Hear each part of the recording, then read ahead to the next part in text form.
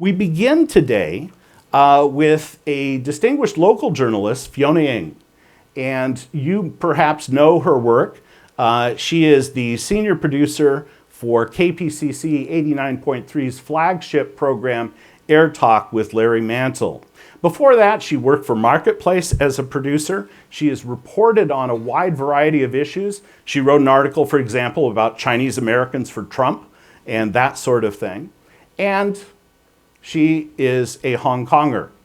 She recently traveled to Hong Kong on a reporting trip. And we are so very, very fortunate to have her with us today. I am a Hong Konger. I was born and raised in Hong Kong. I live in Los Angeles. And this is my presentation. Thank you so much. So a little history lesson, first of all. In 1984, an agreement was reached between England and China on the future of Hong Kong. So the date was set at July 1st, 1997. That's the date when Hong Kong will officially go back to China. During those 13 years, about 10 to 15% of the population left. My family was one of them. So I was in elementary school back then, and I remember my classes kept getting smaller. Not a lot, but every few months, another person would be gone. My classmates and their families were voting with their feet. So they went to Canada, Australia, Singapore, different places. Eventually, it was my family. Our destination was Los Angeles, California.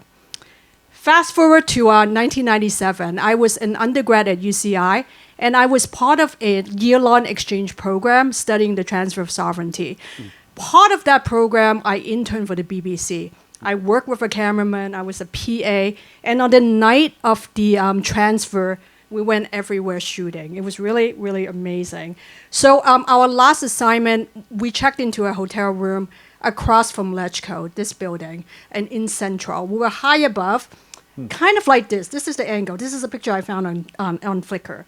The night, it was night, the lights were up, and there was a huge crowd gathering. And our assignment was to capture the scene as the city ticked down to midnight, July 1st, 1997, when it became again a Chinese territory. So after that, I left Hong Kong after that program, but the city never ever left me again. So I traveled back a lot. I worked there again, and it just became a renewed sense of who I am as a Hong Konger because of that experience. So now I am the senior producer of Air Talk, is the talk show on KPCC. And just like many bicultural people, I follow my news, from Asia through a variety of means, newspaper, social media. My mom, who actually told me about the extradition bill and about the murder in Taiwan that prompted its introduction. And then in the course of kind of following these protests on traditional media, I discovered Telegram.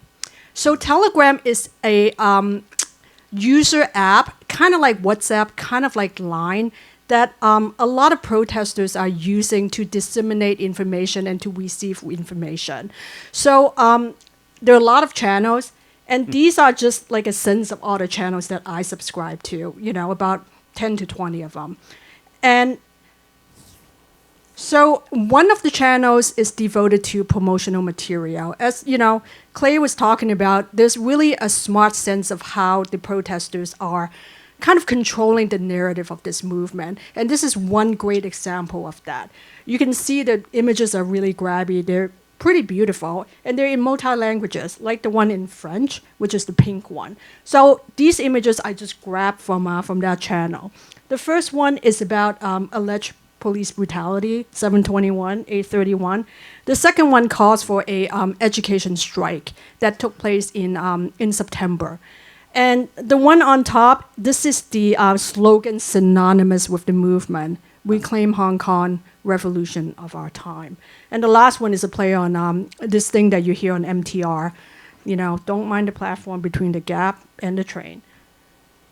So there are also frontline kind of instant information you get from these channels. Police positions, where are they spotting the police? You get them real time. They come so quickly as an action is happening. The last one is on alert to about roadblocks from the police. And the ones in the middle, the first one is about drop-off points for supplies. And this is donations from Hong Kongers to the protesters. We're talking about bottled water, food, first aid stuff. There's a address, on Telegram for them to drop it off. They drop it off, and then protesters go pick it up. The lower photo is a shot of a MTR ticketing kiosk. You see money on top, and you also see free prepaid fare cards. A lot of the people, as Clay was saying, they're students. So we're talking about high school students, some even as young as middle school. They don't have a lot of resources. They're not telling their parents they're out every weekend protesting. So they have limited resources. And this is one way the city is kind of supporting them, right? So, more channels, lost and found. If you drop a wallet, keys, you'll likely find a picture there in a place where you can meet somebody. A pop-up shop for, riot gear that you can only find the address and hours of operations on Telegram and other social media sites. Again, they give great discounts to students. And then, there's a free ride-hailing service that link up drivers with protesters. And I think, in light of what's been happening with government response, which basically they've been closing down the MTR stations before, during, and after protests, this service is coming into increased importance. But there's also a dark side of these social media phenomenon. For example, I've seen kind of channels and admins trying to grapple with disinformation and also rumors. And then because anybody can join these channels, the authorities are also listening and also watching. Finally, there are a lot of sites on Telegram about doxing people, revealing the identities of police officers, outing their family members, their addresses, their phone numbers.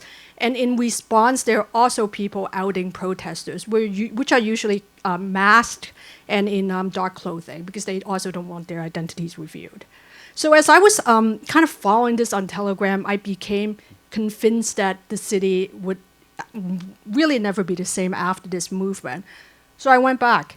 I spent a short time in Hong Kong, and in the course of a week, I hit up 4 protests, including this one in Victoria Park, which drew 1.7 million people. It was pouring rain, and for the first time in a long time, it ended peacefully. And of course, we know peace didn't last.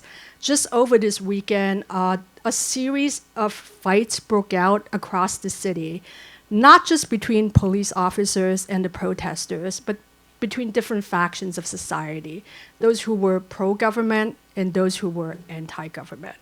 So I think one of the questions that is on everyone's minds is, how is this going to end and what's going to happen in Hong Kong? Nobody really knows. So what we're watching right now is a video taken in August. And this is an action by Hong Kongers, and thousands of them joined to form human chains across the city. No matter how it ends, no matter what happens, I think something has already been accomplished. And it is this overwhelming sense of solidarity in the city, this awakening in a younger generation that a lot of which were born after 1997. And I think it is also a rejuvenation of the Hong Kong identity. And it is something that's not only happening in the city, but happening everywhere in the world, including the diaspora and in people like me. Thank you very much.